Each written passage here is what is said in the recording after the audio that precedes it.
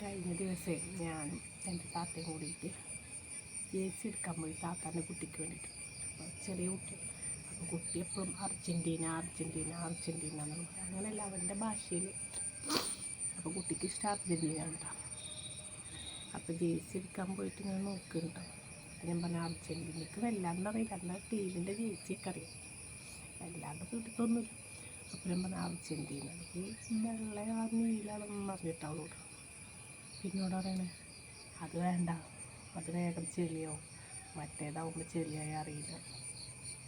അപ്പം നമ്മൾ കുട്ടിക്ക് ഇഷ്ടം അർജൻറ്റീന അല്ലേ എന്ന് പറഞ്ഞപ്പോൾ പിന്നോട് പറയണേ ആ കുട്ടിക്ക് അവനക്ക് എന്തറിയാലും ഏത് ജയിച്ചായാലും ചെളിയായി അലക്കണേ നമ്മളല്ലേ.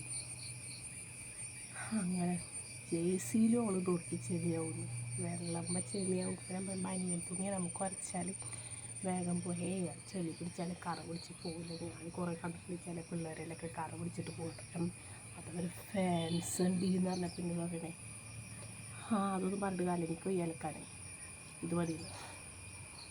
അതാണ്. അപ്പോൾ വല്ലാണ്ട് കളിയെ കുറിച്ചിട്ട് അറിയും. എനിക്കും പ്രത്യേകിച്ചാണ് ക്രിക്കറ്റ് അറിയാം, ഫുട്ബോളിനെ കുറിച്ച് ടീമിൻ്റെ കളറൊക്കെ അറിയാം.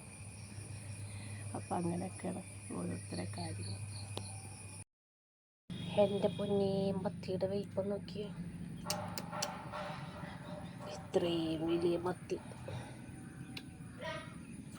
1 കിലോ 240 റുപ്യ. 1/2 കിലോ മത്തി വാങ്ങിച്ചു.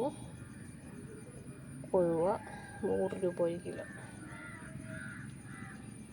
1/2 കിലോ കൊഴുവ വാങ്ങിച്ചു. ഇനി ഇത് നന്നാക്കണ്ടേ.